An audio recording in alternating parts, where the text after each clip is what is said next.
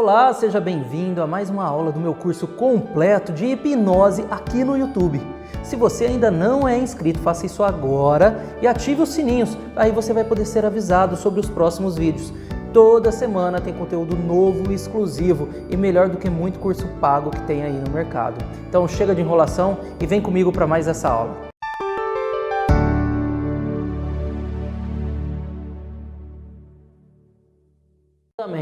O modelo da mente, ele vem da hipnose clássica, ele é uma forma didática de explicar sobre a mente humana, tá? Primeiro, mente nem existe, tá? Mente é uma metáfora que a gente usa para explicar um processo que muitas vezes a ciência não consegue explicar. Tá? Então a mente é algo que é uma metáfora, é interessante eu te dizer isso. E o modelo da mente também é uma metáfora, ele é uma forma que eu acho didática para explicar, principalmente no começo, tá? Para quem está começando. Eu lembro que até um tempinho atrás eu explicava para todos os clientes o modelo da mente. Para a Lana provavelmente eu expliquei, pro Kaique eu não expliquei, né? Tá vendo? O Kaique é mais recente, veio aqui conhecer meu trabalho, a Lana eu expliquei mais anteriormente, a Lana eu expliquei, pro Kaique mais recente eu já nem explico mais modelo de mente, tá? Eu tenho outras formas de explicar, mas esse modelo ele é bem didático, então dá para você explicar, mas entenda, e eu gosto muito de falar pro cliente, ó, eu vou te explicar aqui uma teoria, essa teoria é uma metáfora para falar sobre o funcionamento da sua mente. Então, vou te explicar uma metáfora didática para que você entenda como a sua mente funciona. No modelo de mente, voltando aqui, esse modelo de mente ele é de Gerald Cain. O Gerald Cain, ele faleceu há 1 ou 2 anos atrás. Ele é o fundador da Omni, que é uma escola grande de hipnose, que vem da hipnose clássica, né? E segue a linha de Elman aí. E o Gerald Cain, ele criou esse modelo da mente aí, que é muito usado. Freud, que uma das contribuições de Freud foi ter criado a mente inconsciente e a mente consciente. Já no modelo da mente, ele faz uma subdivisão. Ele cria mais um termo ali dentro, que inclusive de Freud também é uma metáfora, tá? Ele faz mais uma subdivisão, ele fala entre mente consciente, inconsciente e entre elas tem a subconsciente. Aí eu vou explicar para você agora esses 3 modelos de mente aí. Vamos lá. Na mente consciente, a gente tem a memória de curto prazo, raciocínio, força de vontade e a parte mais analítica. Lembra que eu falei para vocês sobre processo rápido e devagar? Esse é o processo devagar, é o processo analítico da mente, tá? É o processo mais consciente, o que está acontecendo aqui agora. Durante o momento que eu estou falando com você aqui agora, você está tendo um processo consciente, você está prestando atenção. Mas provavelmente você faça movimentos que são subconscientes, seguindo essa teoria, tá? Raciocínio, quando você traz uma lógica, você está usando a sua mente consciente. O que separa a mente consciente da mente subconsciente é esse círculo aqui, ó, que está nomeado, que está com um círculo aqui, que chama-se faculdade crítica. Aqui está fator crítico, porque o Gerald Cain ele usa como fator crítico, mas Elman não falava de fator crítico, ele falava de faculdade crítica. O que seria uma faculdade crítica? Uma faculdade, como é uma faculdade, nós nascemos com ela, nós nascemos com essa capacidade de criticar as coisas. Então essa capacidade que nós temos em criticar as coisas. E que tudo que a gente critica não se torna real. E tudo que a gente não critica, a nossa mente aceita como real. Lembra do filme que eu dei o exemplo? Quando você criticar um filme, você não vai aceitar ele como real. Então você não vai ter emoção. Quando essa faculdade crítica, você abre ela, você permite acreditar naquilo, automaticamente você acaba aqui aceitando aquilo como uma realidade, é por isso que você se emociona, tá? Então, isso é o que separa consciente de subconsciente. Mas antes de falar do subconsciente, eu quero falar do inconsciente.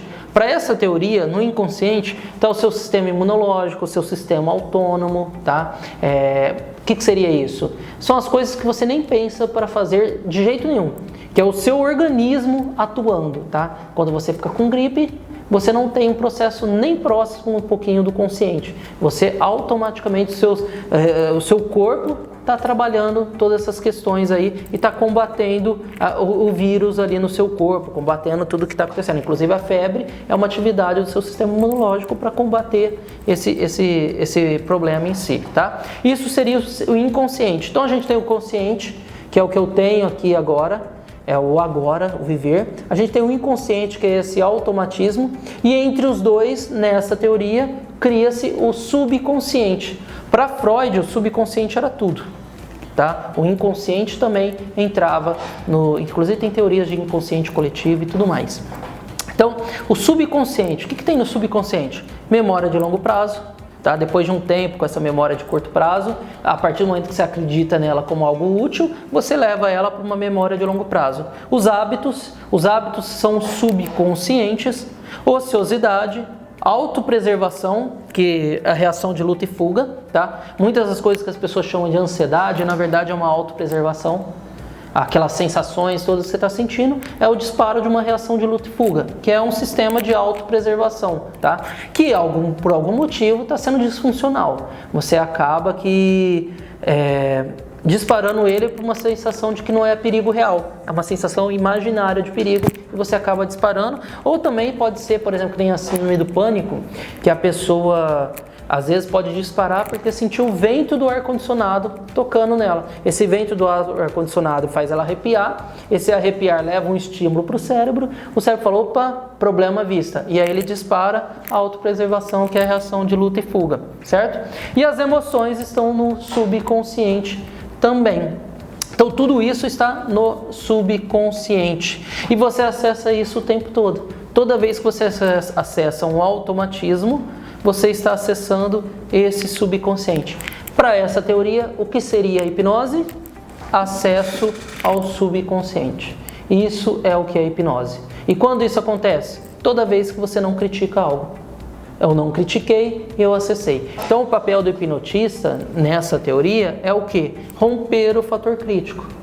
É fazer a pessoa acreditar que aquilo está acontecendo. Tá? Ela acreditando que aquilo está acontecendo. Daqui a pouquinho eu vou falar de loop aninhado. Vocês vão entender como fazer para a pessoa acreditar que aquilo está acontecendo. Ela não critica mais e simplesmente aceita. A partir daquele momento você se torna uma autoridade e o que você fala a pessoa aceita. Mas e aí se eu falar de repente para a pessoa tirar a roupa? Ela vai tirar. Porque o fator crítico, apesar dela abrir esse fator crítico, vamos falar abrir porque não existe abrir, né?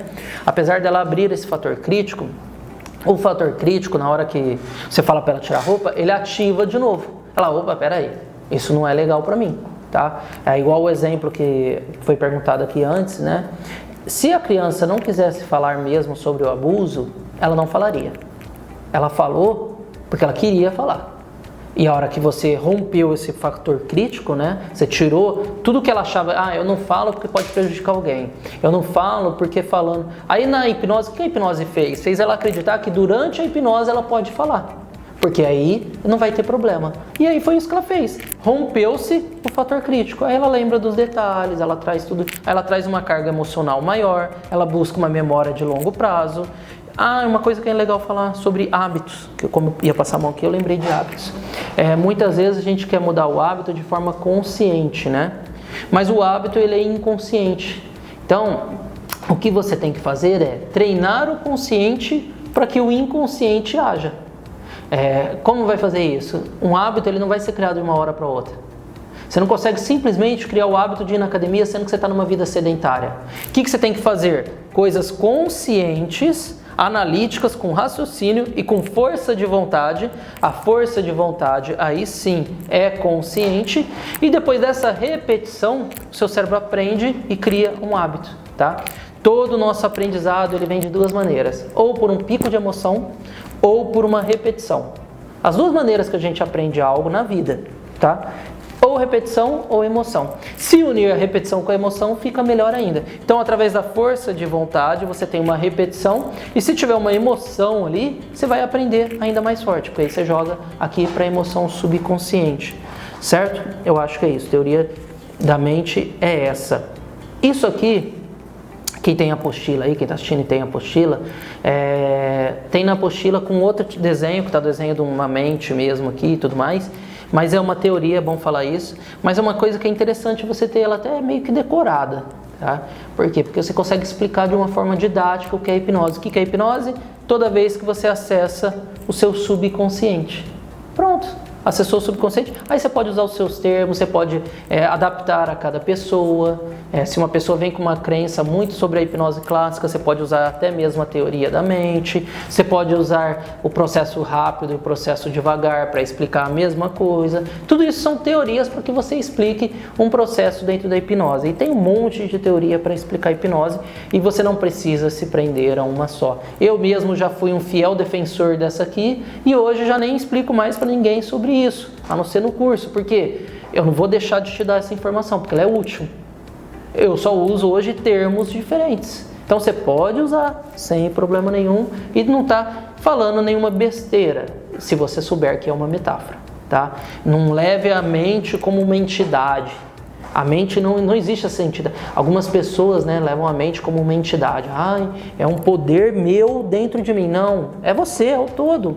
Não é algo dentro de você, não. A mente é o seu todo. É exatamente isso que é a mente. Então, não acha que isso aqui é um oráculo, uma entidade que existe, não. Gostou desse conteúdo? Escreve aí nos comentários, tire suas dúvidas e compartilhe com os seus amigos. E se você ainda não entrou para o nosso grupo de estudo, eu vou deixar o link aqui na descrição desse vídeo. E lembre-se sempre, somos elos da mesma corrente. Até breve!